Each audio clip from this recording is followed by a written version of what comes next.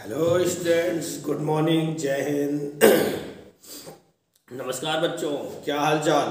सब बढ़िया, अच्छी बात है। चलिए आज हम लोग दो सेट केमिस्ट्री के कर चुके थे।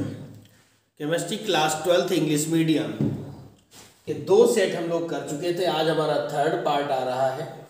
Chemistry unsold paper 2020 set number 4 347 WC class 12th, ठीक है ना।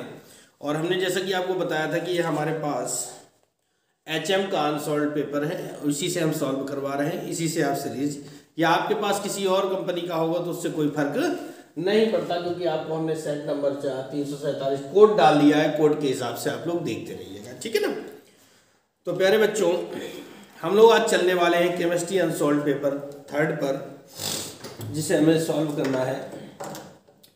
तो सबसे पहले हम लोग चलते हैं, हमारा जो क्वेश्चन नंबर ऑप्शनल है, पहला क्वेश्चन, उस पर चलते हैं। तो हमारा जो पहला क्वेश्चन है वो ऑप्शनल होता है, उसमें 6 पार्ट लिए होते हैं, यानी 6 क्वेश्चन छुपे होते हैं।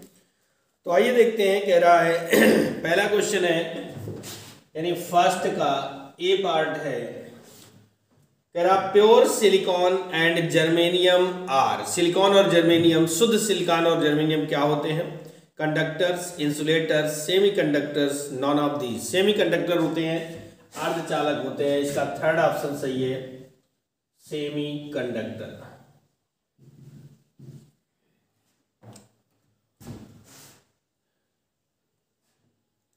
सेकेंड क्वेश्चन है, इसका बी पार्ट है, the depression of freezing point, यानी फर्स्ट का B, the depression of freezing point is proportional to the mole fraction of the solution, molarity of the solution, molality of the solution. यही third option, इसका भी सही है। Third option है molality of the solution. First का C, for the following cell reaction, for the following cell reaction दी गई है, Zn प्लस Cu पे 2 plus aquatic gives out Zn2 plus aquatic plus Cu। इसमें E0 यानी anode और cathode दोनों का मान दिया गया है, तो इसका फर्स्ट ऑप्शन सही है, 1.10 वोल्ट। अब ये कैसे आया, आइए मैं सॉल्व करके दिखाता हूं। तो E0 सेल अगर हमें निकालना होता है तो E not anode plus E naught cathode, ठीक है। तो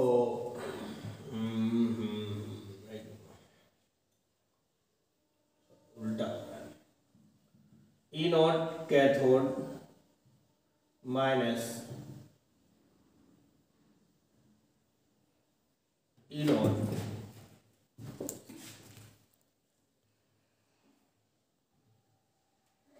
तो ये वैल्यू हो जाएगी E नॉट ए नॉट।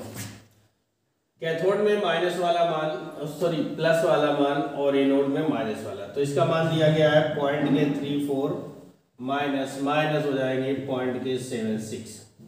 तो 0.34 माइनस माइनस प्लस 0.76, 6 और 4 10 हो गए, 1.10 वोल्ट। ये हो गया। फर्स्ट का डी पार्ट क्या कह रहा है? फर्स्ट का डी कह रहा है कि the unit of rate constant of zero order reaction, zero order reaction की यूनिट पूछ रहा है, तो इसका थर्ड ऑप्शन सही है। थर्ड में है mole litre inverse minute inverse, ये आपका ऑप्शन सही है। फर्स्ट का ई देखते हैं। ई में PCl3 react with water to form, PCl3 react with water to form, इसका सेकंड ऑप्शन सही है, H3PO3। और फर्स्ट का F पार्ट है, यानी छठवां पार्ट है, कह रहा the enzymes pepsin hydrolyses, pepsin enzyme hydrolyse करता है किसको करता है? इसका फर्स्ट ऑप्शन सही है, प्रोटीन टू एमिनो एसिड्स। ठीक है ना। तो इस तरह से आपका पहला क्वेश्चन कंप्लीट हो जाता है। और अब हम लोग चलने वाले हैं सेकंड क्वेश्चन पर। ठीक है ना। किस पर चलने वाले हैं? सेकंड क्वेश्चन पर। तो इसके लिए मैं इसको पहले साफ कर देता हूं।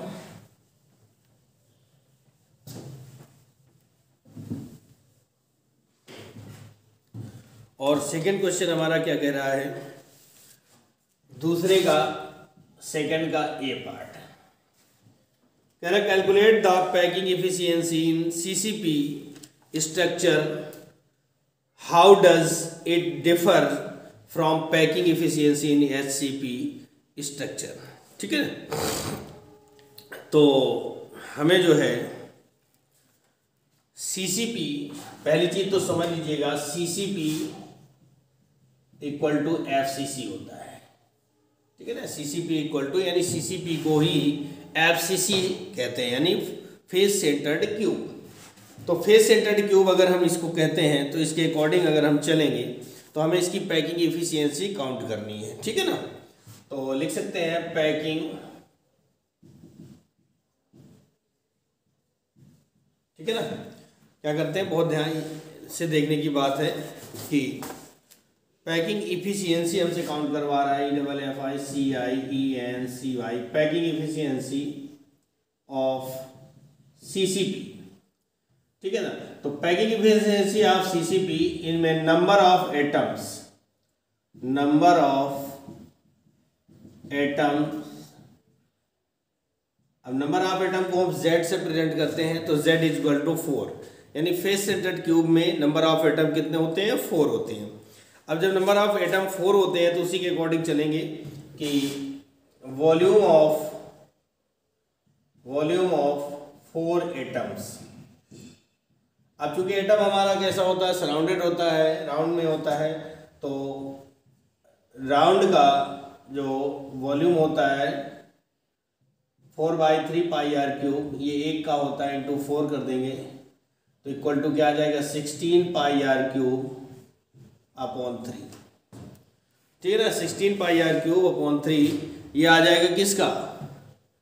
4 एटम्स द्वारा कवर्ड किया गया वॉल्यूम। ठीक है ना। अब हम लोग चलते हैं क्या, अब चूंकि बात ये आती है कि फेस सेंटर्ड की बात कर रहे हैं, तो फेस सेंटर्ड में होता क्या है, इसका स्ट्रक्चर यहां बनाते हैं।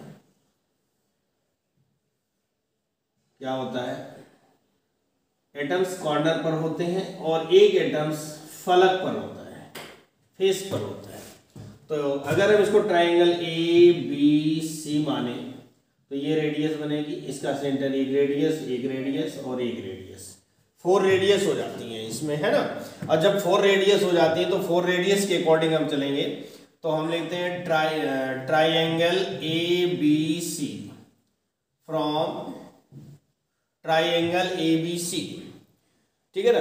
तो ABC में AC हमारा क्या होगा? डायगोनल होगा। तो AC इक्वल टू क्या हो जाएगा? पाइथागोरस प्रमेय के अकॉर्डिंग AB² प्लस BC²। अब AB क्या होती है? इसकी कोर होती है। तो कोर का मतलब हम कोर को A से प्रेजेंट करते हैं, तो A² plus A² equal to आ जाएगा 2A², है ना। तो और AC में कितनी रेडियस बन रही है? 1 2 3 4 रेडियस है। तो यहां पर हम कर सकते हैं 4R equal to A√2, A का रूट निकल आएगा और 2 रह जाएगा, तो A इक्वल टू क्या हो जाएगा? 4R/√2। ये तो आ जाती है क्या? कोर। ठीक है ना। कोर। अब हम लिखेंगे volume of unit cell, volume of a unit cell, तो इक्वल टू क्या हो जाता है? A³, यानी क्यूब का जो वॉल्यूम होता है वो length into breadth into height, length into breadth into height. तो यहां पर क्या हो जाएगा? A की वैल्यू रख देंगे 4R/√2 का होल क्यूब। अब हम इस साइड चलेंगे तो इसका जब हम क्यूब करेंगे तो 4 4 जा 16, 4 जा 64 R³ अपॉन 2√2 हो जाएगा। ये हमारा वॉल्यूम आ गया क्या? यूनिट सेल का। और ये वॉल्यूम है हमारा एटम्स का, 4 एटम्स का। अब हम लगाएंगे पैकिंग इफिशियंसी इक्वल टू जो होता है वॉल्यूम ऑफ एटम्स यानी 16/3 pi r cube upon 64 r cube upon 2√2 यानी volume of unit cell into 100। Solve करेंगे तो ये हो जाएगा 16 पाई आर क्यूब इंटू 100 और 2√2 ऊपर जाएगा अपॉन 3 इंटू 64 आर क्यूब। अब 16 बन जा 16 और 16 4 जा 64, आर क्यूब से आर क्यूब कैंसिल हो जाएगा, 4 से 100 हो जाएगा, 25 हो जाएगा। अभी आपके पास बचा है पाई इंटू 25 इंटू 2√2 अपॉन 3। इसको सॉल्व करेंगे, पाई की वैल्यू 3.14 इंटू 25 2 जा 50 इंटू √2 1.414 अपॉन 3। ठीक है ना, ये वैल्यू आ जाएगी अपॉन 3। अब इसका अगर हम मल्टीप्लाई करते हैं तो ये हो जाएगा 221.998 अपॉन 3। अब 3 से अगर इसको डिवाइड करते हैं तो 73.99 आएगा। 73.99% इक्वल टू इसे हम 74%, ये हमारी पैकिंग इफिशियंसी आ जाती है। ठीक है ना, पैकिंग इफिशियंसी सीसीपी की कितनी होती है, 74% आ जाती है। क्लियर हुआ? ठीक है, अब हम लोग इसके आगे चलेंगे तो इसको साफ करते हैं। आपको समझ में आ गया होगा, आपने नोट भी कर लिया होगा। सेकंड का बी पार्ट चलते हैं। क्वेश्चन नंबर 2 का बी पार्ट क्या कह रहा है? क्वेश्चन नंबर 2 का बी पार्ट कह रहा a solution containing 25.6 gram of sulphur dissolved in 1000 gram of naphthalene whose MP 80.1 degree centigrade gave a freezing point lowering of 0.680 degree centigrade. Calculate the molecular weight of sulfur Kf for naphthalene is 6.8 kilogram kelvin पर metre. ठीक है ना, तो इसमें जो value दी गई है small W की वैल्यू दी गई 25.6 ग्राम, 25 इसको मैं रख देता हूँ 6 ग्राम, और कंटेनिंग 25 सल्फर कैपिटल डब्ल्यू जो वैल्यू दी गई है कैपिटल डब्ल्यू 1000 ग्राम दी गई है। ठीक है ना, कैपिटल डब्ल्यू की वैल्यू कितनी है, 1000 ग्राम है।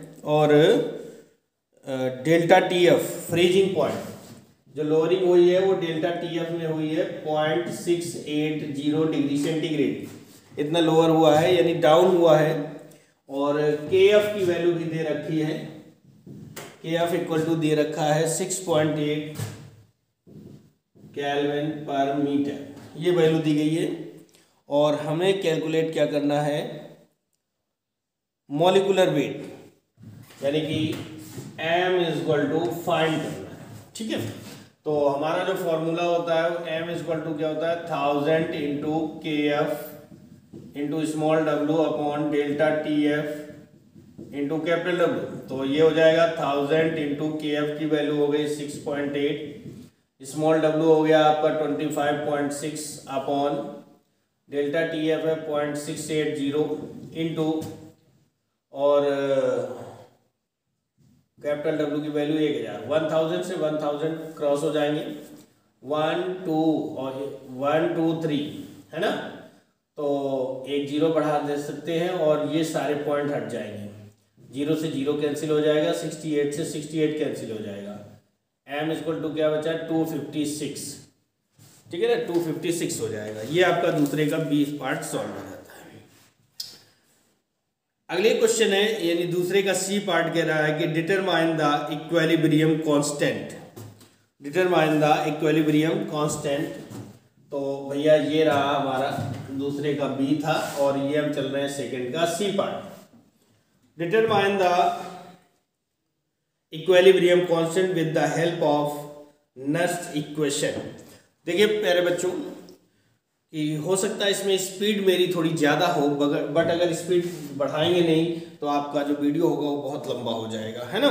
तो कोशिश रहती है कि कम समय में हो जाए। लेट रिएक्शन हम लोग सॉल्व करते हैं और इसको क्या करते हैं, लेट रिएक्शन। माना कि रिएक्शन हमारी क्या दी गई है, a की power n plus b equal to b की पावर n प्लस a, ठीक है ना।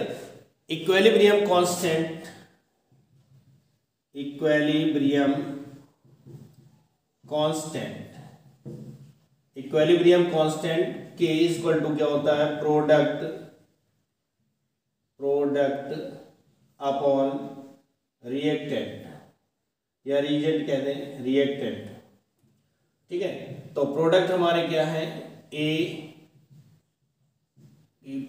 b की power n plus upon a की पावर n प्लस और b, ये किसकी वैल्यू है, k की वैल्यू आ जाती है, ठीक है ना। ये हमारी k की वैल्यू आ जाती है। From Nernst equation, from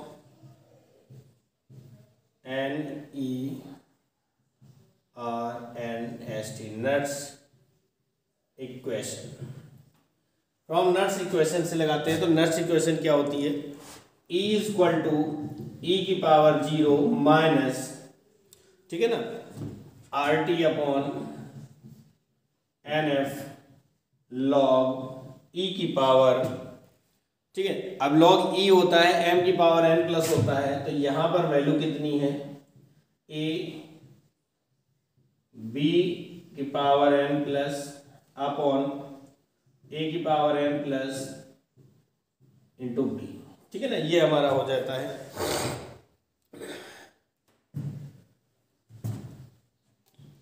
if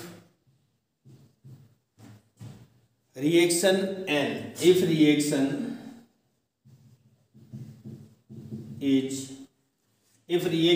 is in equilibrium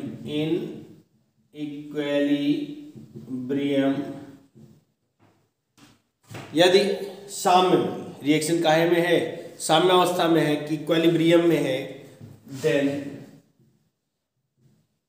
E equal to 0, तो हमारी रिएक्शन क्या बचेगी, E नॉट इक्वल टू हो जाएगा,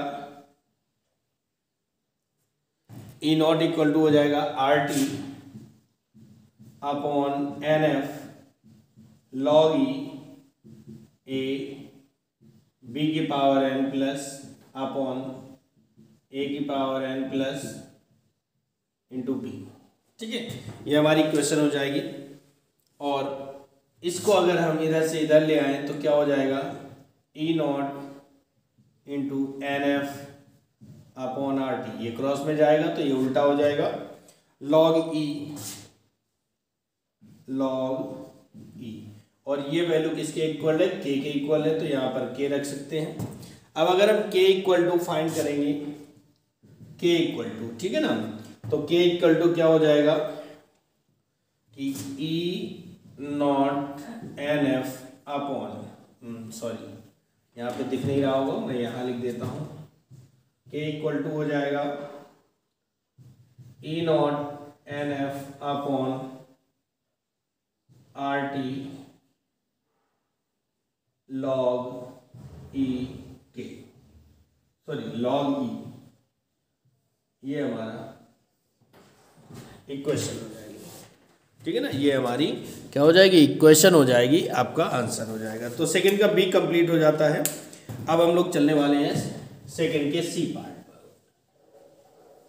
सॉरी सेकंड के डी पर।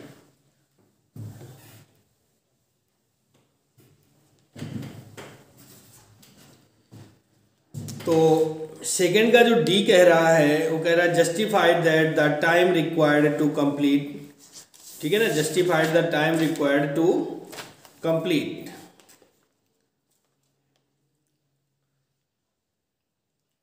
complete 99.9% of first order reaction is 10 times of its half life period, half life time। तो इसके अकॉर्डिंग चलना है। तो देखिए जस्टिफाई द 99.9 परसेंटेज, तो परसेंटेज में सेकेंड का डी पार्ट है, ए इक्वल टू इसको 100% मानते हैं, एक्स की वैल्यू दे रहा है 99.9%, तो ए माइनस एक्स इक्वल टू क्या हो जाएगा 100 माइनस 99.9 इक्वल टू आ जाएगा पॉइंट का 1%, ठीक है ना, ये वैल्यू हो जाएगी। और हम फॉर्मूला लगाते हैं फर्स्ट ऑर्डर रिएक्शन का, from equation first order reaction, ठीक है ना, फर्स्ट ऑर्डर रिएक्शन से चलते हैं। तो फर्स्ट ऑर्डर रिएक्शन क्या होती है हमारी, K equal to 2.303 upon t log a by a minus x, क्या होती है भैया 2.303 upon t log a by a minus x. तो देखिए यहाँ पर सॉल्व करते हैं क्या, 2.303 अपॉन टी लॉग ए की वैल्यू 100 अपॉन पॉइंट का 1, ए माइनस एक्स की वैल्यू क्या है, पॉइंट के 1 है, ठीक है ना, तो पॉइंट के 1 वैल्यू है। अब पॉइंट हटाएंगे तो 0 बढ़ जाएगा, 2.303 अपॉन टी लॉग, और ये हम लोग क्या चल रहा है 99.9% के लिए टाइम निकालना है, 99.9% के लिए, ठीक है। लॉग इसको 1000 को हम 10 की पावर 3 कर सकते हैं, और equal to 2.303 upon t 99.9% into ये हो जाएगा इंटू 3 लॉग 10, ये फॉर्मूला है, लॉग ए की पावर बी बराबर हो जाता है बी लॉग ए, है ना, बी लॉग ए, और k इक्वल टू होता है 0.693 अपॉन टी हाफ, है ना, ये भी हमारा समीकरण होता है। तो k की वैल्यू पर ये रखते हैं क्या 0.693 upon t half equal to 2.303 upon t 99.9% into 3 into 1, ये कहाँ से आया, log 10 की वैल्यू होती है log 10 इक्वल टू 1, log 10 की वैल्यू कितनी होती है 1, क्रॉस मल्टीप्लाई करेंगे तो t 99.9% upon t half equal to हो जाएगा 2.303 इंटू 3 अपॉन पॉइंट के 693, पॉइंट से पॉइंट हट जाएगा, और ये हो जाएगा t 99.9% upon t half equal to, इनका मल्टीप्लाई करेंगे तो 3 3 या 9 0, सॉरी अभी तो ये क्रॉस हो जाएगा 3 से 1 2 3 1, यानी 2303 अपॉन 231, तो t 99.99% upon t half equal to आ जाएगा 9.9, तो t 99.9% upon t half equal to इसको 10 मान सकते हैं, तो t 99.9% equal to t half into 10, यही हमें प्रूव करना था कि टी हाफ 99.9% कंप्लीट होने में टी हाफ का 10 टाइम्स होता है ना, तो ये आपका न्यूमेरिकल प्रूफ हो जाता है। ओके, अब हम लोग चलने वाले हैं आगे।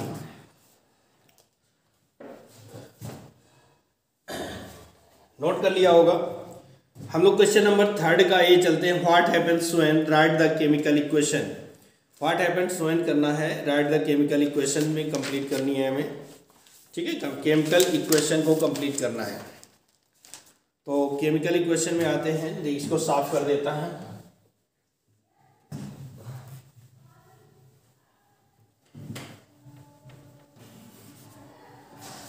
देखिए बच्चों किसी भी अनसॉल्व्ड को सॉल्व करने के लिए बहुत मेहनत लगती है, पहले सॉल्यूशन बनाना पड़ता है, उसके बाद में उसको वीडियो बनाते हैं, फिर उसको अपलोड करते हैं, और आप लोग उसे पढ़ते भी नहीं हो, और पढ़ने के बावजूद उसे लाइक भी नहीं करते, शेयर भी नहीं करते, ये बहुत गलत बात है ना।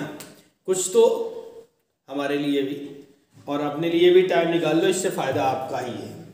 तो क्वेश्चन नंबर 3 का ये है, व्हाट हैपेंस व्हेन का फर्स्ट है कह रहा है कि chlorine oxidised iodine in the presence of water, यानी फर्स्ट के ए का फर्स्ट पार्ट है, कह रहा है chlorine oxidised iodine in the presence of water. Chlorine oxidise होती है प्रेजेंस ऑफ वाटर की कंडीशन, आयोडीन और वाटर के साथ में। तो हम लिख सकते हैं I2 प्लस, क्या करते हैं, I2 प्लस Cl2 और प्लस H2। आयोडीन, क्लोरीन जो है आयोडीन और H2O के साथ में ऑक्सीडाइज होती है, तो ऑक्सीडाइज होगी तो क्या बनेगा, आयोडी का मतलब बनता है HiO3 और प्लस HCl बनेगा, ठीक है, HCl हो जाएगा। अब हम इसको बैलेंस करना पड़ेगा, क्योंकि आयोडीन यहाँ पर 2 है और यहाँ पर 1 है, तो यहाँ पर हम 2HiO3 कर देंगे, ठीक है। अब जब हम 2HiO3 करेंगे तो ऑक्सीजन हमारी कितनी हो जाती है, 6 हो जाती है, तो ऑक्सीजन हमारी 2 3 जा 6, तो इसको बैलेंस करने के लिए यहाँ 6 करना पड़ेगा। अब हाइड्रोजन हमारी कितनी हो जाती है, 6 2 जा 12, तो 2 तो यहाँ पर है ये, और अगर हम 10 कर दें तो 10 HCl। अब क्लोरीन हमारी 10 हो गई, तो इसको हम 5 से मल्टीप्लाई कर देंगे, ठीक है। अब चलते हैं थर्ड के सेकेंड पार्ट पर। कह रहा chlorine react with cold and dilute solution of sodium hydroxide. Chlorine react करती है ठंडे और सोडियम और डाइल्यूट सोल्यूशन से, वो भी किसके, सोडियम हाइड्रोक्साइड के, ठीक है ना।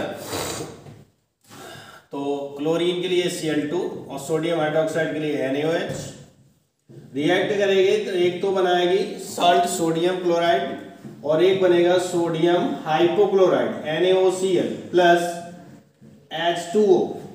अब सोडियम के एक 2 हो जाते हैं, तो यहाँ पर 2 कर देते हैं, और मेरे ख्याल से आपकी रिएक्शन ये बैलेंस हो जाती है, ठीक है ना।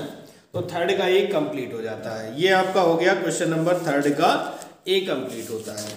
अब हम लोग चलने वाले हैं थर्ड के बी पर, ठीक है ना। क्वेश्चन नंबर थर्ड के बी पर चलने वाले हैं भैया, थर्ड का बी। तो when a conductivity cell, question number third का बी हमें सॉल्व करना है। कह रहा है when a conductivity cell was filled with 0.1 mole per litre KCl, it has a resistance of 100 ohm. If the same cell was filled with an aqueous solution of 0.02 mole per liter of KCl, resistance becomes 520 ohms. Hence, find out the conductivity and molar conductivity of 0.02 mole per liter KCl. The conductivity of 0.1 mole per liter KCl solution is 1.29. ठीक है, ये इतनी value दी गई है, इसको solve करते हैं। तो फॉर सॉल्यूशन, पहले हम सॉल्यूशन लेते हैं किसका, 0.1 mole per litre, 0.1 mole per litre KCl। इसके लिए हम सॉल्व करते हैं। तो इसके लिए K इक्वल टू वैल्यू दी गई है K की, अभी मैंने आपको देखी, सबसे नीचे दिया गया है कंडक्टिविटी ऑफ, है ना। तो कितनी दी गई है, 1.29 दी गई है, ठीक है। और इसका जो रेजिस्टेंस दिया गया है R इक्वल टू दिया गया है 100 ओम 0.1 सोल्यूशन के लिए, ठीक है ना। तो फॉर्मूला K इक्वल टू क्या हो जाएगा, 1/R इंटू एक्स, ठीक है। अब हमें फाइंड क्या करना है, x फाइंड करना है। तो x इक्वल टू क्या हो जाएगा, क्रॉस मल्टीप्लाई इंटू KR हो जाएगा। अब K की वैल्यू कितनी है, 1.29 इंटू R की वैल्यू कितनी है 100, यानी 129। कितनी वैल्यू आ जाएगी, 129 आ जाएगी आपकी, ठीक है, मीटर इनवर्स, ये हो जाएगा। अब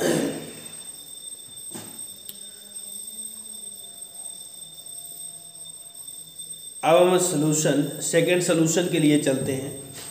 तो लिख सकते हैं for solution 0.2 mole per litre KCl, ठीक है ना।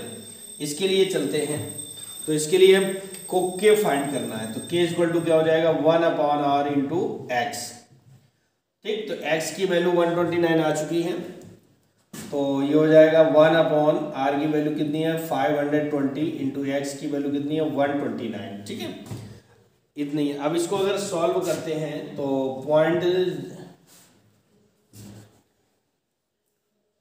520 ओम्स, ठीक है, इसको अगर हम सॉल्व करेंगे तो 0.248 यहाँ तक हो जाता है। अब इसके आगे हम लोग, ये तो हमारा थर्ड का ए पार्ट था, अब थर्ड का बी हम इधर सॉल्व करेंगे। इतना हो जाने के बाद इसके बाद काउंट करना है कंडक्टिविटी एंड मोलर कंडक्टिविटी, ठीक है ना। तो मोलर कंडक्टिविटी, ठीक है, तो मोलर कंडक्टिविटी को हम क्या कर सकते हैं, वो भी किसके लिए, लैम्डा एम, वो भी KCl के लिए है, तो क्या हो जाएगा कप्पा अपॉन सी, ठीक है ना, ये क्या आता है कप्पा, तो एक यहाँ पर जो है कप्पा होगा, ठीक है, कप्पा अपॉन सी।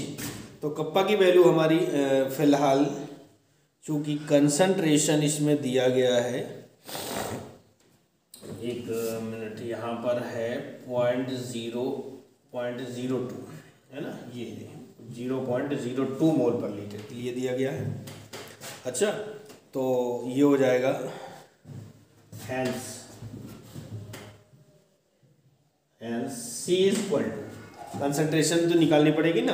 अब कंसंट्रेशन कितनी है 0.02 अपॉन 1 मान सकते हैं इसको लीटर में, है ना, 1 लीटर ये कंसंट्रेशन दी गई है। तो 1 लीटर इक्वल टू क्या हो जाता है कि अगर इसको मीटर में चेंज करेंगे तो 1 litre equal to 0.001 metre cube, ठीक है, ये हमारी 1 लीटर इक्वल टू इतनी कंसंट्रेशन होती है। तो अब ये वैल्यू को रखते हैं तो क्या हो जाएगा, कप्पा की वैल्यू कितनी दी गई है, मोलर कंडक्टिविटी यानी कि 0.248 अपॉन 0.02 और ये 1 लीटर की वैल्यू रख देते हैं अपॉन 0.001, ठीक है, तो ये 1 कहाँ जाएगा, ऊपर जाएगा, तो ये हो जाएगा 0.248 इंटू 0.001 अपॉन 0.02, ठीक है। अब इसके आगे अगर हम सॉल्व करेंगे तो बढ़िया सी बात ये है कि इसको देखिए 1 2 3 4 5 6, तो पहले तो एक जीरो बढ़ा लीजिए तो 3 डिजिट से 3 हट जाएगा और 3 डिजिट हमारे पास और हो रहे हैं, यानी 248 अपॉन 2 इंटू 10 की पावर 4, ऐसा कर सकते हैं, इन 4 जीरो को पावर बना दें और ये क्रॉस हो जाएगा तो 2 1 जा 1, 2 1 जा 2, 2 जा 4, 2 4 जाए 124 इंटू 10 की पावर -4, ये आ जाएगा, ठीक है।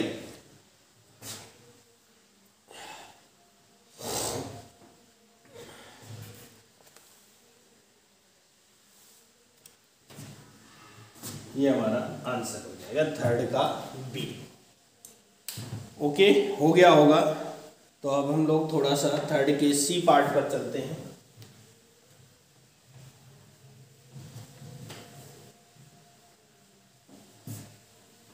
देखिए, जब हम इतनी स्पीड से चलते हैं, इतना तेज स्पीड लेकर चलते हैं, तब जाकर के वीडियो 1-1.5 घंटे का हो जाता है, और अगर हम और स्पीड से स्लो चलेंगे तो वीडियो 2.5-3 घंटे का हो जाएगा, है ना।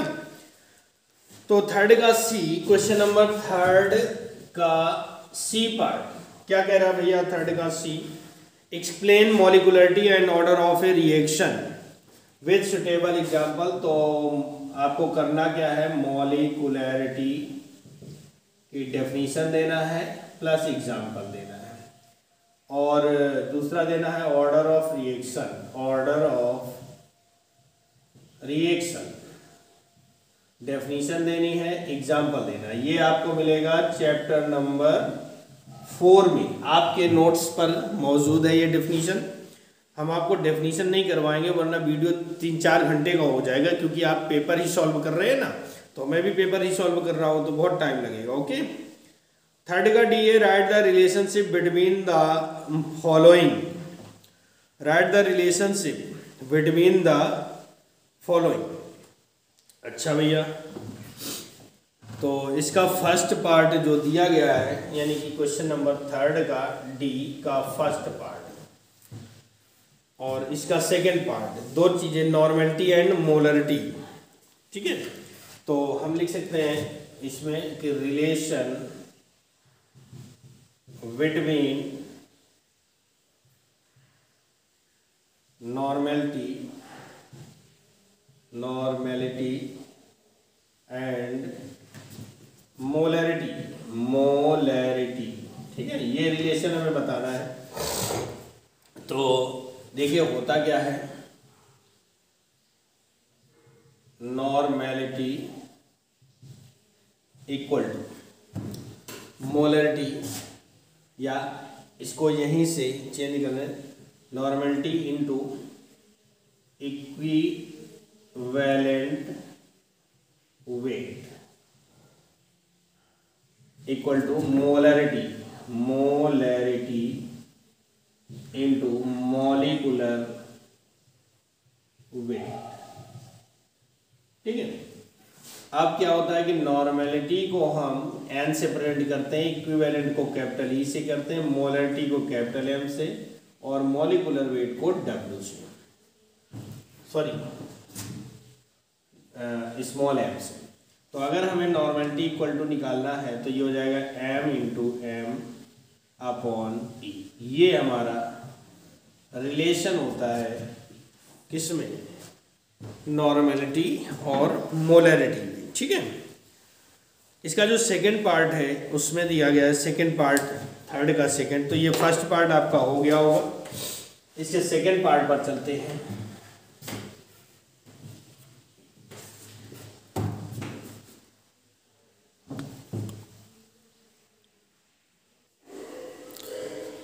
फोर्थ का बी का सेकेंड पार्ट था relation between molarity and mole fraction. Relation between molarity and mole fraction, तो मानते क्या है, let the molarity of an aqueous solution be M. Molarity को हम एम से प्रेजेंट करते हैं and the mole fraction of the solute is X. Mole fraction को एक्स से प्रेजेंट करते हैं। The molarity shows the mole present in 1000 gram of the solute in the solvent. ठीक है ना, 1000 ग्राम के सॉल्यूट पे प्रेजेंट होते हैं। तो mole fraction of solute X equal to होता है molarity upon mole plus 1000 upon 18। तो x ये हो गया, मोलैरिटी को हम स्मॉल m से प्रेजेंट करते हैं, मोल नंबर ऑफ मोल्स हमारे स्मॉल n होते हैं, 1000 क्या हो गया आपकी जो क्वांटिटी दी गई, और 18 हमारा हो गया वाटर का मॉलिक्यूलर वेट। तो 18 का जब हम डिवाइड करेंगे तो 50.6 आ जाएगा, ये हमारा आंसर हो जाएगा। ठीक है ना। अब क्वेश्चन नंबर 4 देखते हैं। क्वेश्चन नंबर 4 कह रहा है कि write down the electronic configuration of the following 2 ions. तो क्वेश्चन नंबर 4 का ए का फर्स्ट पार्ट है, हमें फर्स्ट का x दे रखा है Cr3+। अब Cr की एटॉमिक नंबर 24 होता है। इलेक्ट्रॉनिक कॉन्फ़िगरेशन करेंगे 1s2 2s2 2p6 3s2 3p6 4s2 और 3d4। ये हमारा क्या होता है, ये 24 का होता है। ये हमारा अगर ये 3 आयन नहीं होता तो ये हमारा इलेक्ट्रॉनिक कॉन्फ़िगरेशन होता, और ये भी नहीं, ये हमारा क्या है, अपवाद है ना, एक्सेप्शन है। तो 4s1 3d5 होता है। अब क्योंकि यहाँ पर दे रखा है इसने 3 वैल्यू, तो क्या हो जाएगा, ये हमें 3 इलेक्ट्रॉनों का लॉस करना है ना। तो जब 3 इलेक्ट्रॉन लॉस होंगे तो एक तो यहाँ से जाएगा और 2 आपके यहाँ पर जाएंगे, यानी ये हमारा इलेक्ट्रॉनिक कॉन्फ़िगरेशन होगा। और सेकंड उसने दे रखा है सीजियम 4+, y के बारे में दे रहा है सीजियम 4+। ठीक है, तो सीजियम के 4+ का मतलब है कि सीजियम का मॉलिक्यूलर एटॉमिक नंबर हमें मालूम होना चाहिए। वैसे अगर हम किसी भी चीज़ का क्या करेंगे, एटॉमिक नंबर इलेक्ट्रॉनिक कॉन्फ़िगरेशन, तो हमें ये होता है 58। अब -4 करना होगा, तो हम यहाँ ना करके, क्योंकि 4+ है ना, तो प्लस का मतलब क्या होता है, इलेक्ट्रॉन उतने ही क्या किए गए, रिलीज किए गए, दान किए गए, डोनेट किए गए। तो अब हम लोग करेंगे इसका, तो 1s2 2s2 2p6 3s2 3p6 4s2। इसके बाद अगर हमें सीरियल ना मालूम हो तो हम लोग डीपीएस लगाते हैं। क्या लगाते हैं? डीपीएस। तो 4 के बाद एक इंक्रीज 3 4 5। डी में आपको पता है 10 होते हैं, पी में 6 होते हैं और एस में 2 होते हैं। तो 30 36 38 हो गए। अभी तो हमें 58 लाना है। एक बार फिर से डीपीएस, ठीक है। और 5 के बाद 4 5 6 4 d10 5p6 6s2 38 और 10 48 48 और 6 54 और 2 52 54 और 2 मतलब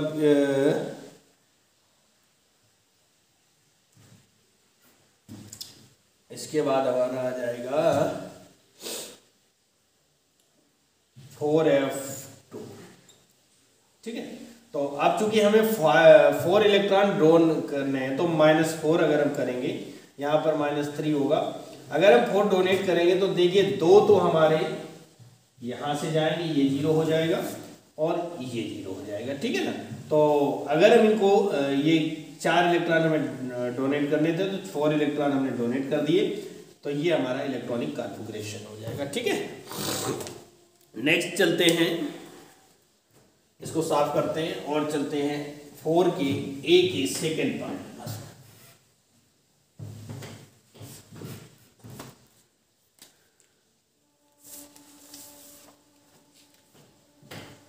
और का ए का question number 4A second part.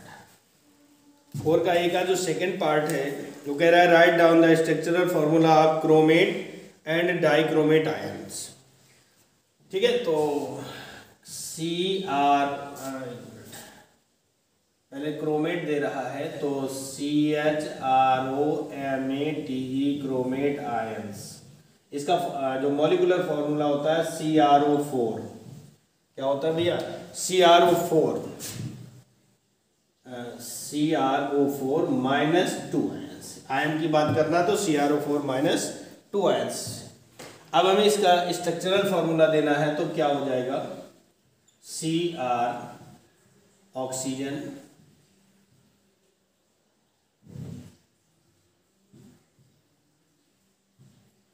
ये बनेगा स्ट्रक्चरल फॉर्मूला और यहाँ पर 2 माइनस, ठीक है ना। और अगला दे रहा है डाइक्रोमेट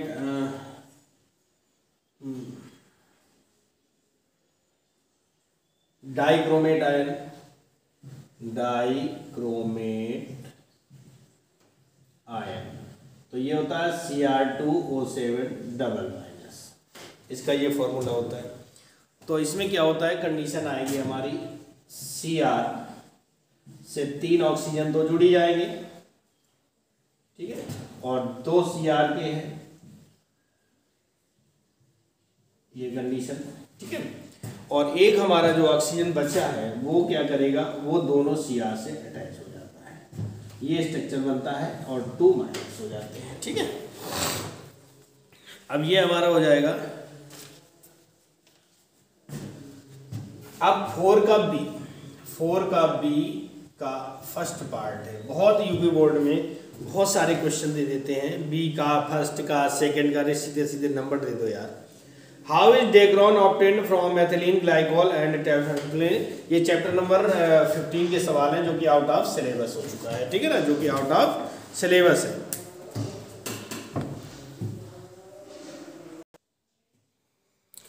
तो हम बता रहे थे कि 4 का जो बी का फर्स्ट पार्ट है वो चैप्टर नंबर 15 का क्वेश्चन है। किसका है ये? चैप्टर नंबर 15 का, जो कि आपका आउट ऑफ सिलेबस से पूरा हटा दिया गया है 30% के according.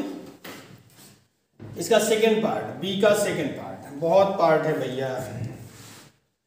Right chemical equation for reaction involve in synthesis of bacteria. ये भी चैप्टर नंबर 15 का है, ये भी हटा हुआ है। इसका third part, write the chemical equation for the synthesis of polyacrylonitrile, ये भी थर्ड का ही 15 का ही है, ये भी हटा हुआ है।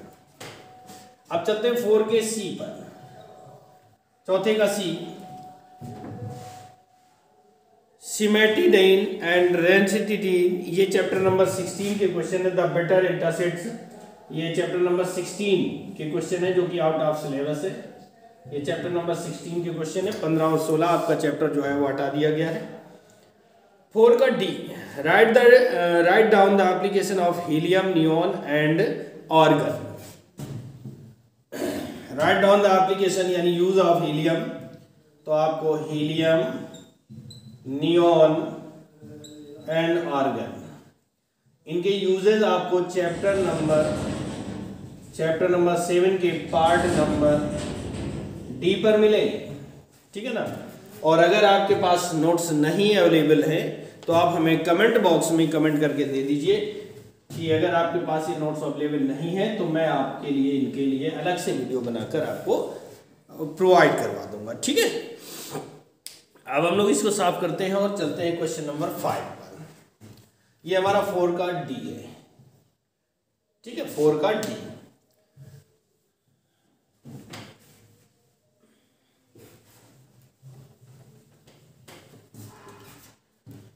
क्वेश्चन नंबर 5 का ए, क्वेश्चन नंबर 5 का ए हम लोग चलते हैं।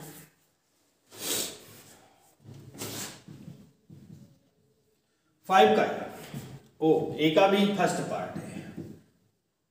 Right IUPAC names of the following coordination compound. IUPAC नाम लिखने हैं जिसमें कि पहला दे रखा है K3Cr C2O4 का होल थ्राइस, ठीक है। हमें 4 चीजें पता करनी होती है। IP हमारा बड़े ब्रैकेट से बाहर होता है, तो ये हमारा क्या है, पोटेशियम है। और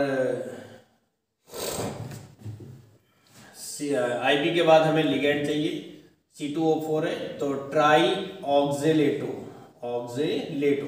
C2O4 का नेम होता है। CM हमारा Cr है और लिगेंड हमारा नेगेटिव है, तो सामान्य नाम में क्या होगा, ATE जुड़ जाएगा, क्रोमेट हो जाएगा। और ऑक्सीडेशन नंबर इसकी 3 आएगी, तो जो IUPAC नेम बनेगा वो हो जाएगा potassium try oxalato chromate third, ये हमारा IUPAC। इसी का सेकेंड पार्ट दे रहा है CO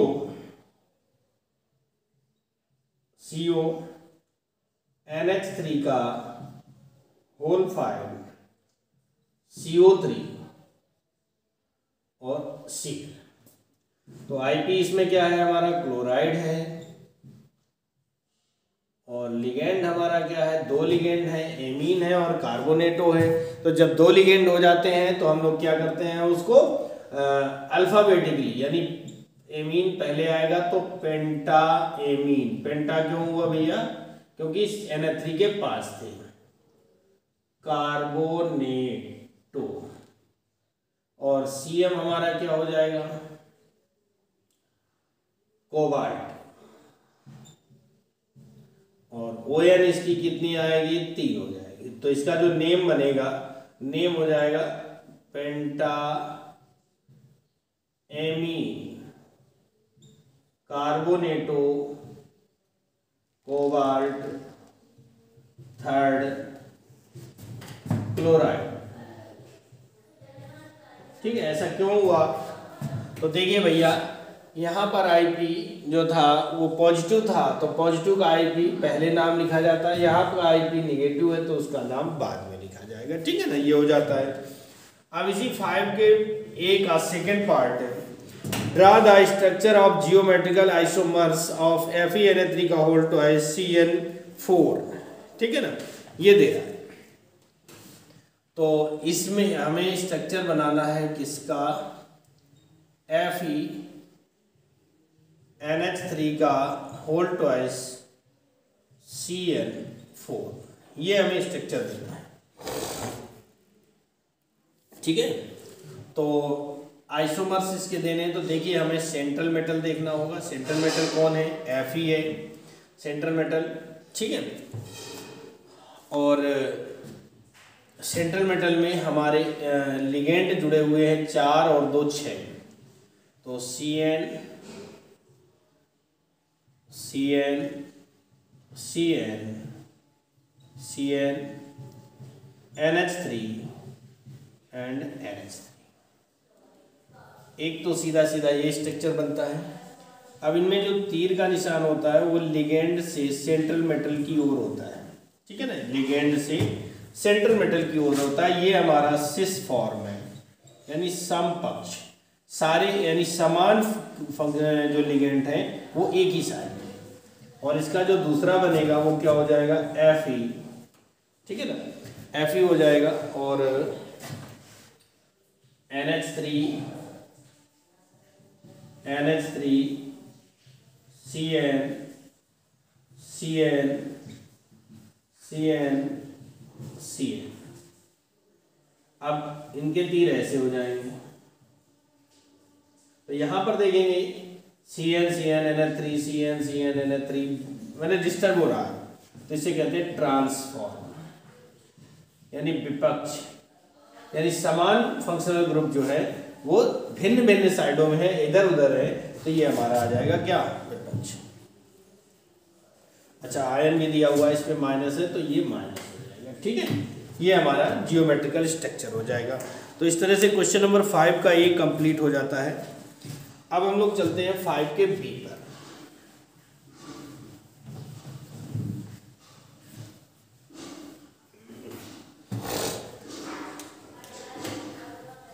फाइव के बी का फर्स्ट कह रहा है, बहुत ऑप्शन दिए कि write giving reason the increasing order of basic characteristics in the following, ठीक है ना, आपको गिवन रीजन देना है।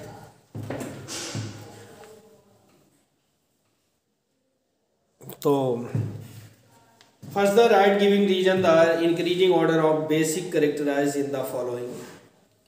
एमीन्स के बारे में दे रहा है, तो क्या in aqueous solution 3rd degree amines, यानी जो टर्सरी एमीन्स होते हैं आर प्रोटीन्स यानी प्रोटीन आयन दे करके due to stereoscopic hindrance and the solution of ions is also low, ठीक है ना, due to this its durability is also less, therefore 3rd degree amines are less alkaline, और ये इनका increasing order होगा, ठीक है ना, इंक्रीजिंग ऑर्डर होगा, यानी एमीन्स का इंक्रीजिंग ऑर्डर।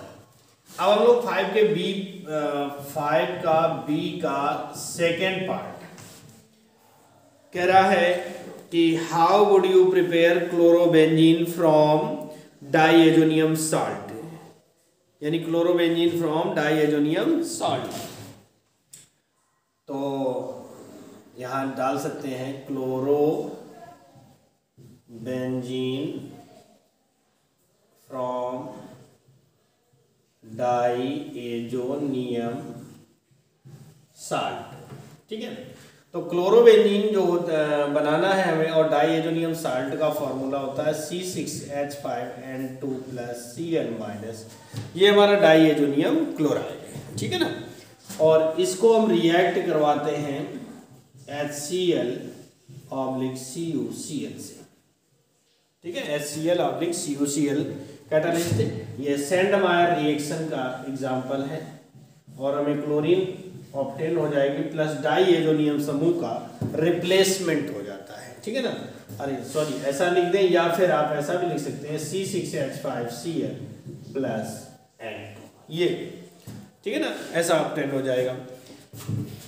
और इसी में आगे जोड़ रहा है कि and aniline from chlorobenzene, aniline from chlorobenzene, तो एनिलीन फ्रॉम क्लोरोबेंजीन, ठीक है, एनिलीन फ्रॉम क्लोरोबेंजीन। तो इसको क्या करते हैं भैया कि क्लोरोबेंजीन क्या होगा भैया, यहाँ Cl लगेगा, प्लस इसको अमोनिया के साथ 2NH3 + Cu2, ठीक है, टेम्परेचर होगा 473 केल्विन एंड 60 एटमॉस्फेयर टेम्परेचर पर, प्रेशर पर। तो ये हमें सबसे पहले तो क्या बनाना है, हमको वही बना देते हैं, एनिलीन बनाना था, तो ये NH2, ये हमारा एनिलीन ऑब्टेन हो जाता है, प्लस Cu2Cl2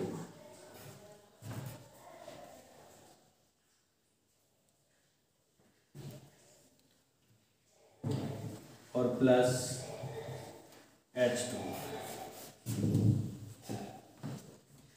अब बैलेंस करना है तो यहाँ पर 2 लगाना होगा और ये भी 2 हो जाएगा हमारा, तो Cl के 2 हो जाएंगे, हाइड्रोजन नाइट्रोजन H2O, ठीक है। अब ये बैलेंस हो गया, ये हमारा 5 का B कंप्लीट होता है। अब हम लोग चलने वाले हैं 5 के C पर। तो जो 5वें का C है, 5 का C,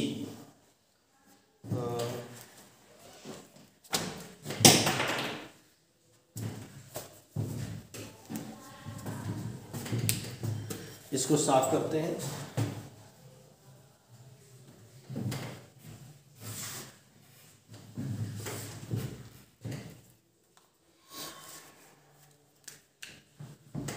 पांचवें का जो हमारा सी है वो कह रहे हैं right short note on the following: electrophoresis, Tyndall effect, dialysis, Brownian movement.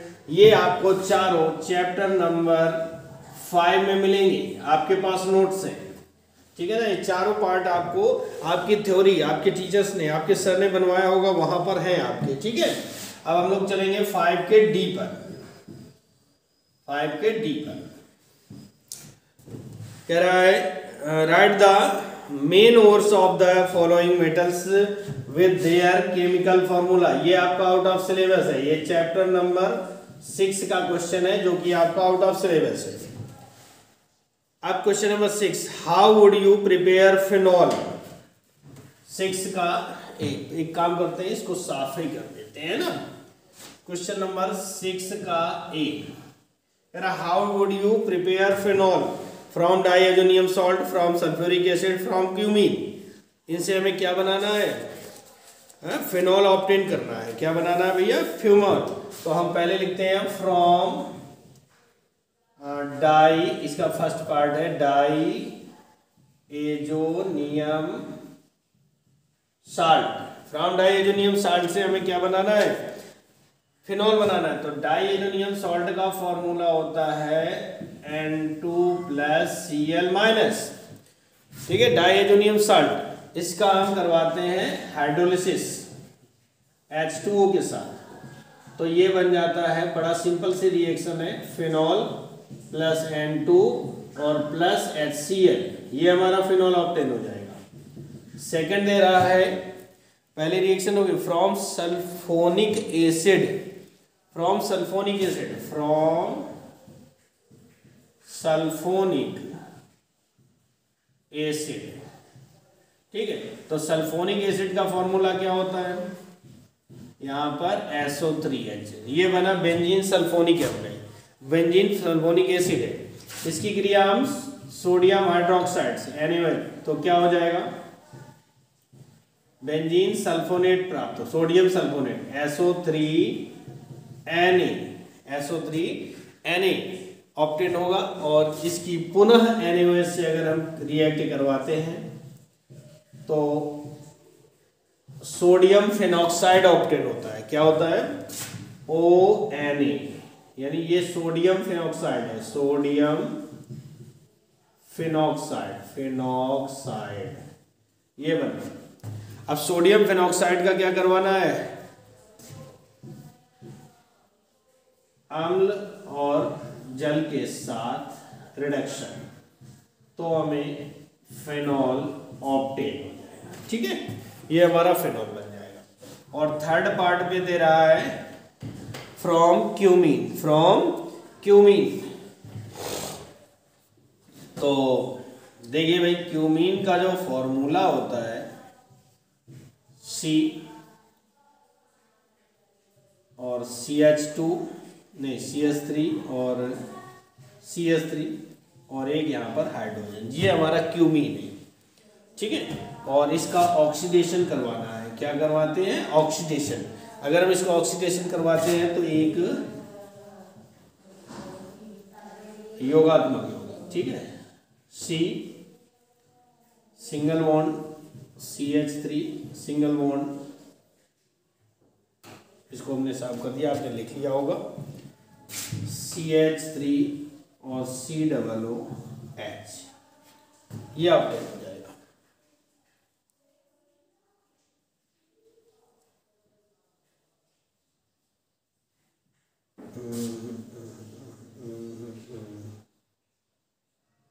COOH ऐसा,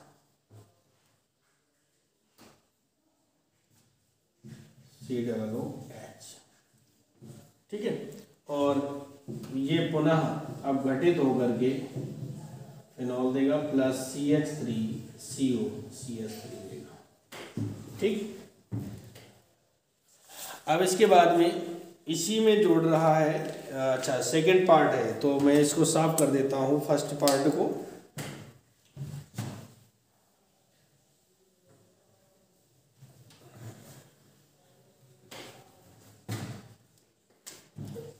सिक्स का ए का सेकंड पार्ट, ठीक है।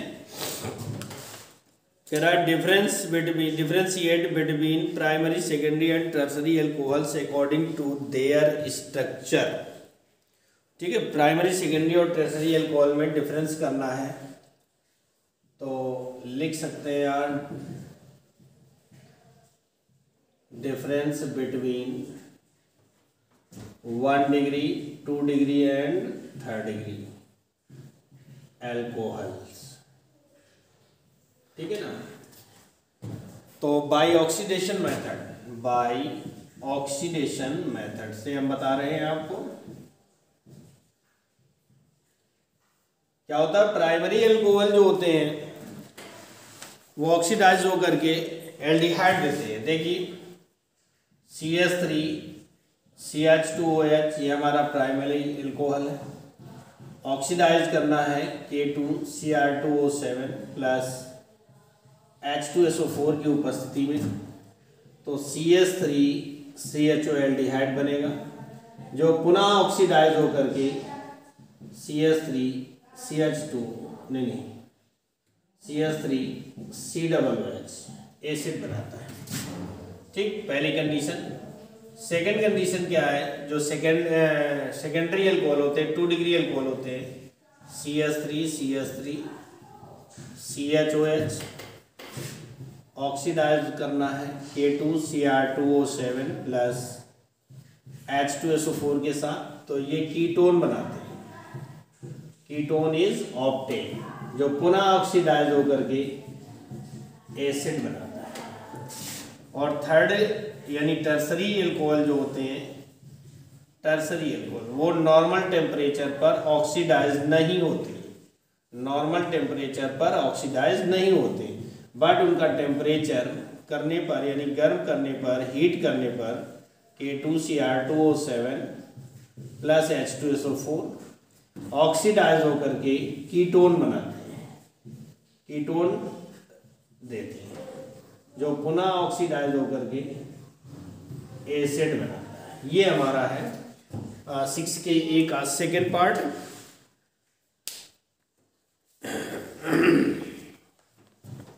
ठीक है, ये हमारा हो गया सेकेंड पार्ट। अब हमें 6 के ए का और, ये तो आपने नोट कर लिया होगा।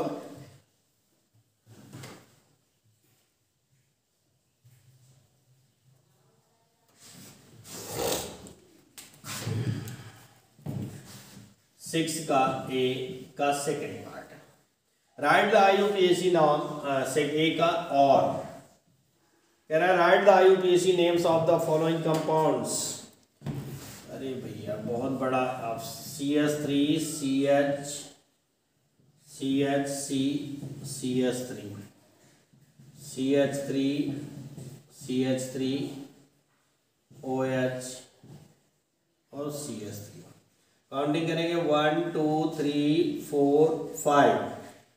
तो आप देख रहे हैं OH के लिए प्रीफिक्स है हाइड्रोक्सी और ये मेथिल, तो पहले नाम किसका आएगा, हाइड्रोक्सी का, तो ये हो जाएगा 3 हाइड्रोक्सी, हाइड्रोक्सी और कॉमा नहीं डैश 2,2,4 ट्राई मेथाइल और 5 कार्बन के लिए हो जाएगा पेंटेन। ठीक है ना, 2 ट्राई मेथिल पेंटेनॉल हो जाएगा। ठीक है, अच्छा भैया, और इसका सेकंड दिया गया है, ये तो बहुत ही खतरनाक दिया गया है भाई, सिंगल डबल सिंगल, और यहाँ पर दे रहे हैं CH3, यहाँ पर भी दे रहे हैं CH3 और ये दे रहे हैं OH। ठीक है, तो अगर हम काउंटिंग यहाँ से करें 1 2 3 4 तो क्या बन जाएगा 1,4 डाई मेथाइल और बाकी क्या हो जाएगा फिनॉल। ठीक है, OH लगा हुआ है ना फिनॉल के लिए। अगला कंपाउंड है हमारा, दे रहे हैं CH3O CH2 CH CH3 CH3, ये ईथर ग्रुप से जुड़ा हुआ है, तो ईथर ग्रुप के लिए नाम क्या बनेगा,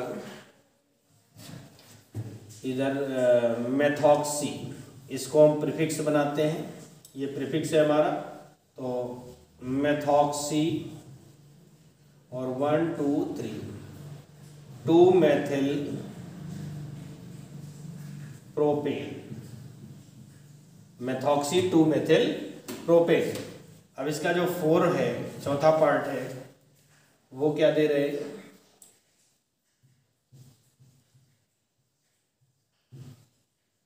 OCH3 और ये दे रहे हैं COCH3।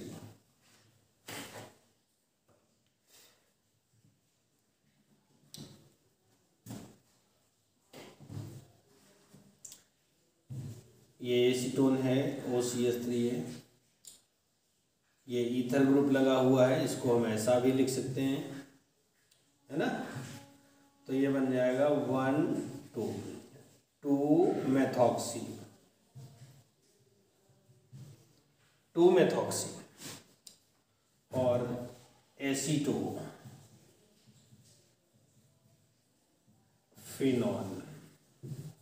नंबर 5 पर दे रहे CH3 का होल थ्राइस C.OH, इसको खोलते हैं तो CH3 C CH3 CH3 OH, long chain ढूंढेंगे, तो ये 2 मेथिल और प्रोपेनॉल 2, ये 2 मेथिल प्रोपेनॉल 2, तो ये आपका हो गया। अब हम चलेंगे 6 के B पर, आपने नोट कर लिया होगा।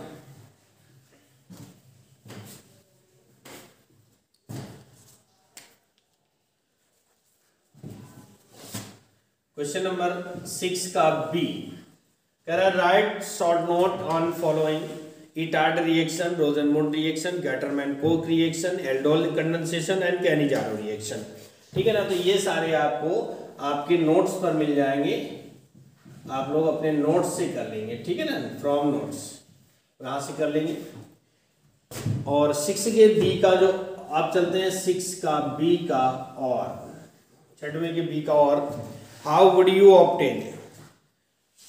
You obtain acetophenol from benzoyl chloride. ठीक है ना, तो पहला दिया गया है एसीटोफिनॉल फ्रॉम बेंजोइल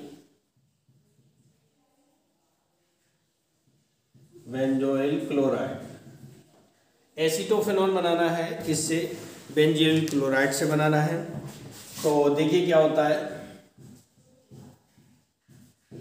COCl, ये हो रहा है बेंजोइल क्लोराइड हो जाता है। ठीक है ना, और इसको हम रिएक्ट करवाते हैं मेथेन से। किससे, मेथेन से रिएक्ट करवाएंगे, वो भी AlCl3 की प्रेजेंस में।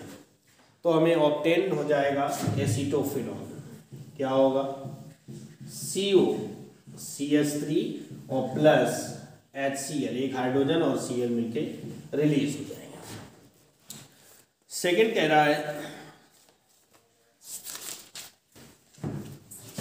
सेकंड है एसीटोफिनोन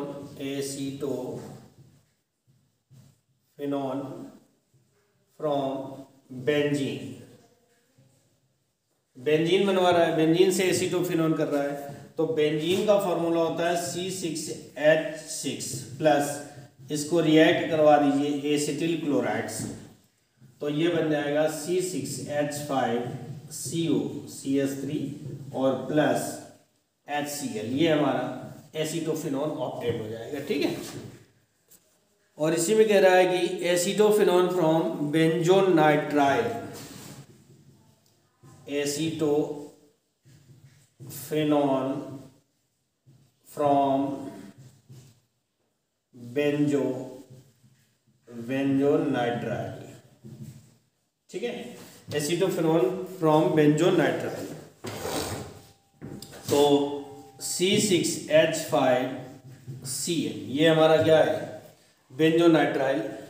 इसको रिएक्ट करवाते हैं Grignard reason CH3, Grignard reason से CH3MgBr, इससे रिएक्ट करवाते हैं, तो ये बनता है C6H5CH3 और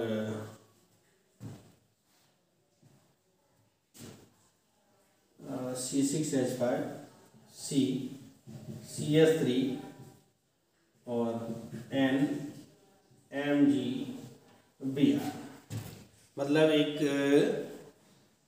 कंपाउंड और जिसका आप करवाना है हाइड्रोलिसिस HOH के साथ, तो ये बन जाएगा C6H5CO CH3 प्लस MgOHBr और प्लस Na3। ठीक है, तो ये हमारा एसीटोफिनोन प्राप्त हो जाता है। और देखिए भैया, बेटा कहीं पर हो सकता है कि मिस्टेक हो गई हो, हम भी इंसानी है। ठीक है, इसलिए आप लोग परेशान ना हो, अगर कोई आपको प्रॉब्लम होती है तो आप हमसे कंसल्ट कर सकते हैं। गलतियां सबसे होती हैं, हो सकती हैं। ठीक है, आपका नोट हो गया होगा, आगे चलते हैं।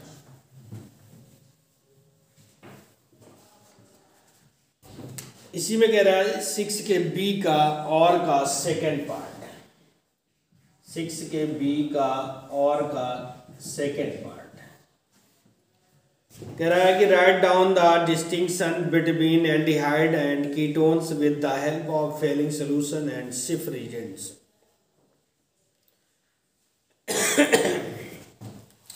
सिफ रिएजेंट की सहायता से हमें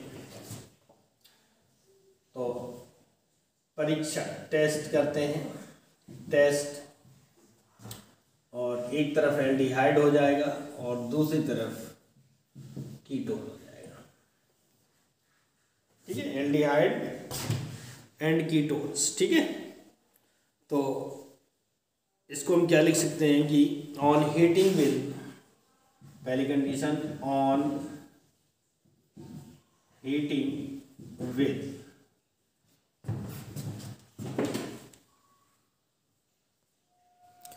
तो क्वेश्चन था हमारा डिफरेंस करना था test on heating with Fehling solution. यदि हम एल्डिहाइड को फेलिंग सोल्यूशन के साथ हीट करते हैं तो the precipitate of Cu2O is obtained. Cu2O का रेड प्रेसिपिटेट हमें ऑब्टेन्ड होता है, और कीटोन कोई रिएक्ट नहीं करता, इसमें कोई रिएक्शन नहीं होती है। ऑन हीटिंग विद सिफ रिएजेंट, अगर हम एल्डिहाइड को सिफ रिएजेंट के साथ हीट करते हैं तो pink colour is obtained, pink colour आता है, और इधर कीटोन कोई रिएक्शन नहीं देता। तो ये आपका 6 नंबर कंप्लीट हो जाता है। अब हम लोग चलने वाले हैं क्वेश्चन नंबर 7 पर।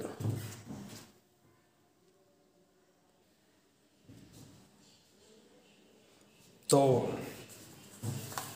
क्वेश्चन नंबर 7 का ये कह रहा है व्हाट हैपेंस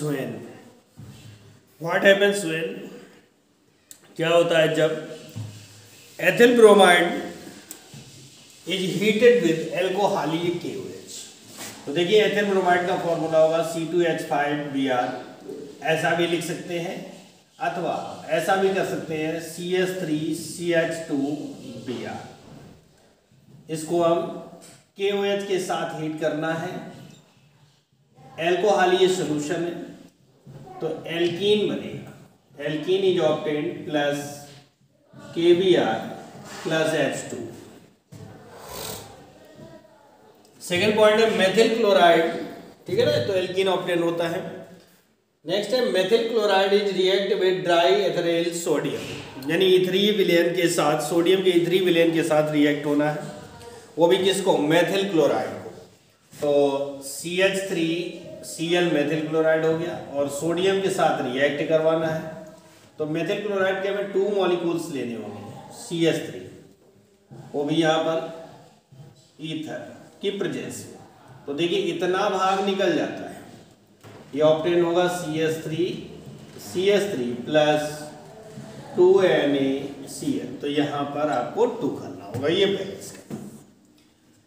थर्ड पॉइंट है phosphine gas is passed in copper sulphate solution. Phosphine gas जो है कॉपर सल्फेट सोल्यूशन के साथ पास की जाती है, तो ये हो जाएगा CuSO4 plus PH3, CuSO4 plus PH3 और ये बनेगा Cu3P2 कॉपर फास्फाइड और प्लस H2SO4 बैलेंस करेंगे, Cu के 3 हो रहे तो यहाँ पर 3 कर दें और P के 2 हो रहे तो 2 कर देंगे, तो हाइड्रोजन 3 2 जा 6 और SO4 मतलब कि 3H2SO4, ये बैलेंस हो जाएगा। नेक्स्ट है white phosphorus is heated with concentrated NaOH solution, ठीक है, तो P4 plus NaOH plus white phosphorus heated with concentrated NaOH solution, तो सोल्यूशन के लिए H2O, ठीक है, ये बनेगा NaH2PO2 प्लस फास्फीन ऑब्टेन होगा PH3। अब P के हमारे 4 हैं और यहाँ पर हमारे 1 2 है, अगर हम यहाँ पर 3 कर दें तो P हमारा बैलेंस हो जाएगा। अब सोडियम के भी 3 हो जाते हैं तो यहाँ पर सोडियम भी कर देंगे, ऑक्सीजन 3 2 जा 6 हो रहा है तो यहाँ पर 3H2O कर दो, ये आपका बैलेंस हो जाएगा। Copper is heated with concentrate H2SO4, तो अगर हम कॉपर को Cu को H2SO4 के साथ क्या करते हैं, हीट करते हैं, तो एक तो बनेगा कॉपर सल्फेट CuSO4 प्लस तो बैलेंस SO2 प्लस 2H2, ठीक है। अब ये तो सर 7वें का ये, और 7वें का ए का जो और है, ठीक है ना, 7वें के ए का जो और है उसमें कह रहा है write short notes on the following good reaction, good डिफिटिक reaction, general electronic configuration of p block elements, use of phosphine, तो इंटर हेलोजन कंपाउंड्स, ये आपके सारे नोट्स पर आपके उपलब्ध होंगे, ठीक है ना, ये आपके सारे नोट्स पर उपलब्ध है, तो इसका आप अपने नोट्स से कर लीजिएगा क्योंकि समय बहुत लग रहा है और बहुत बड़ा सेट होता जा रहा है, ठीक है ना। आगे हम लोग चलते हैं 7वें के बी पार्ट पर। तो देखिएगा कि क्वेश्चन है कि write down the structure and names of the products form when D glucose is treated with the following. तो पहले हाइड्रोक्सिल एमीन से ट्रीट करवाते हैं, तो CHOH का होल 4 CH2OH, हाइड्रोक्सिल एमीन का सूत्र होता है NH2OH, उल्टा करके लिख देंगे तो इतना भाग निकल जाएगा हमारा और बन जाएगा CH double bond NOH single bond CHOH का होल 4 सिंगल बॉन्ड CH2OH। ये तो स्ट्रक्चर हो गया। अब इसका नेम में लिखना है तो इसका नाम है ग्लूकोज ऑक्सिम। ग्लूकोज ऑक्सिम बनता है, ये फर्स्ट नाम होते हैं। और सेकेंड पॉइंट पर है कि hydro iodic acid HYDRO iodic acid से ट्रीट करवाना है, यानी HI के साथ करवाना है। तो CHOH का होल 4 और CH2OH HI के साथ रिएक्ट करवाना है, वो भी 100 डिग्री सेंटीग्रेड पर रिएक्ट होता है। तो ये क्या देता है कि CH3 और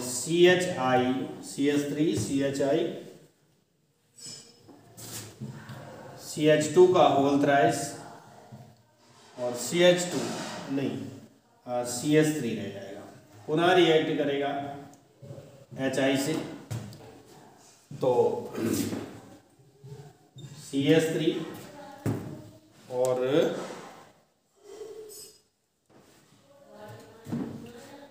CH2 का whole 4 CH3 n hexane is obtain,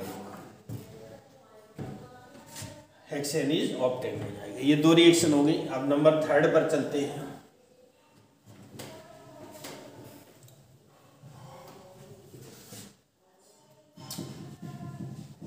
number 3 में कह रहा है नाइट्रिक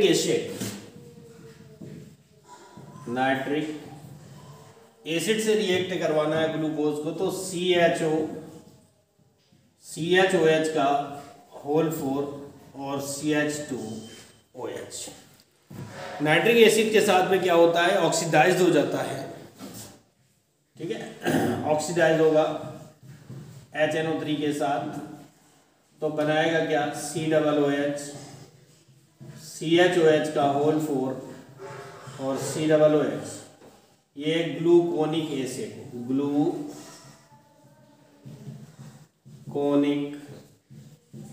एसिड, ये ऑब्टेन होता है। और नंबर 4 पर है, नंबर 4 कह रहा है ब्रोमीन वाटर। ठीक है, तो CHOH का whole 4 CH2OH Br2 water, bromine water के साथ रिएक्ट करवाएंगे तो ऑक्सीडाइज हो जाएगा। क्या हो जाएगा, COOH CHOH का होल 4 और CH2OH। ठीक है, ये ऑब्टेन होगा। और नंबर 5वां है, नंबर 5 पर कह रहा है, नंबर 5 पर एसिटिक एनहाइड्राइड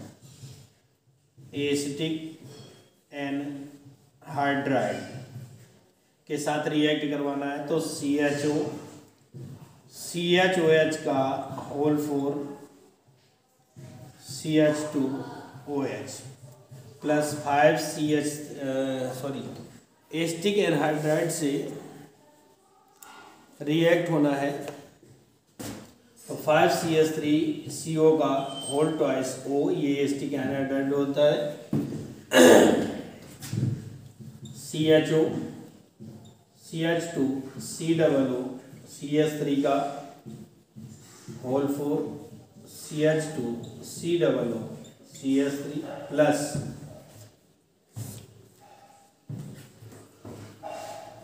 5 CH3COOH। ये रिएक्शन होगी। ठीक है ना। तो इस तरह से आपका 7 का जो बी पार्ट था वो कंप्लीट हो जाता है। नोट कर लिया होगा आपने। अब इसके बाद हम लोग आगे चलते हैं।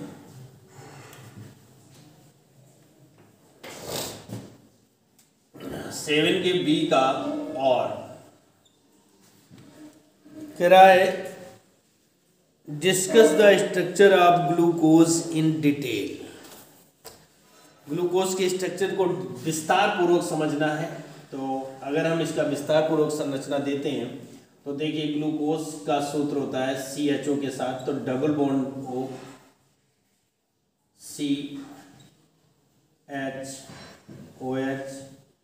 CHOH CHOH CHOH CHOH और H, ये इसका संरचना सूत्र हो जाता है। ठीक है ना, ये क्या है इसका ग्लूकोज का संरचना यानी स्ट्रक्चरल फॉर्मूला हो जाता है संरचना। अब इसके बारे में हमें डिस्कस करना है ना, तो डिस्कस कैसे करेंगे कि इसकी हम रिएक्ट को करवाते हैं, इसकी रिएक्शंस करवाते हैं। ठीक है, तो रिएक्शन तो एक नंबर का काम हो जाता है। नंबर 1 पर रिएक्शंस ऑफ OH ग्रुप, इसमें 2 समूह होते हैं, 5 OH समूह होते हैं और एक CHO ग्रुप होता है। 5 OH ग्रुप हैं और एक CHO। तो पहले हम रिएक्शन लिखते हैं OH ग्रुप की, जिसमें कि आपको इसमें A पार्ट होगा रिएक्ट विद PCl5। ठीक है, तो अगर हम इसको PCl5 के साथ रिएक्ट करवाते हैं CHOH का होल 4 प्लस CH2OH और प्लस PCl5, तो ये क्या ऑब्टेंड करता है CHCl का होल 4 CH2Cl प्लस 5POCl3 और प्लस 5HCl। ठीक है ना, ये रिएक्ट हो जाता है पहली। अब इसकी सेकंड कंडीशन देते हैं, तो ये आपका नोट हो गया होगा, इसको साफ करते हैं।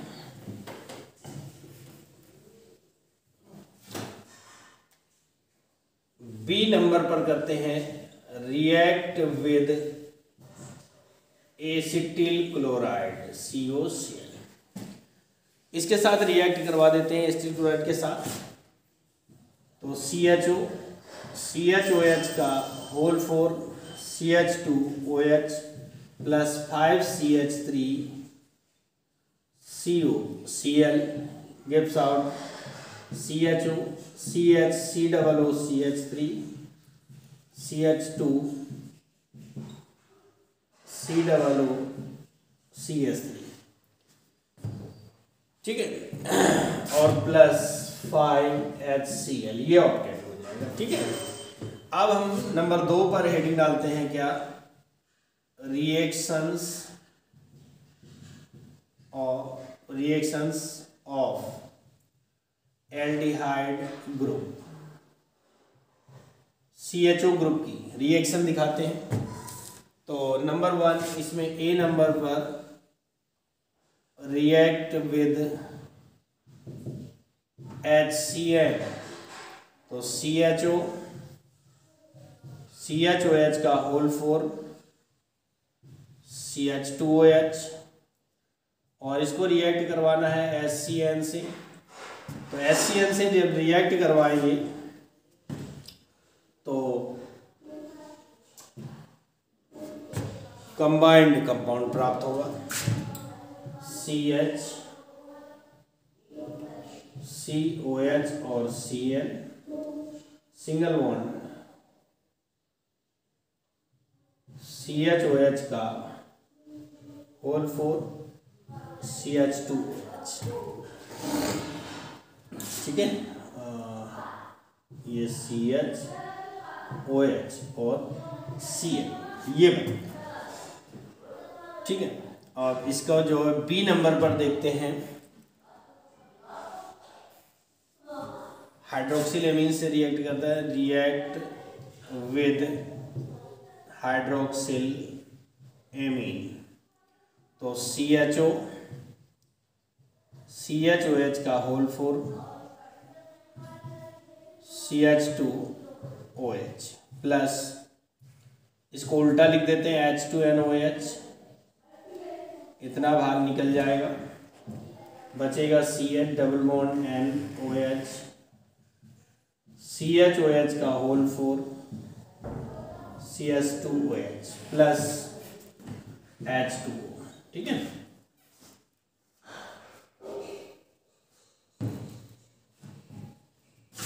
ये आपके बन जाते हैं। तो इस तरह से ये आपका डिस्कस हो जाएगा स्ट्रक्चर के अकॉर्डिंग, और 5 मार्क्स आपके कंप्लीट हो जाएंगे। इसका नाम होगा ग्लूकोज ऑक्सिम। ये है आपका ग्लूकोज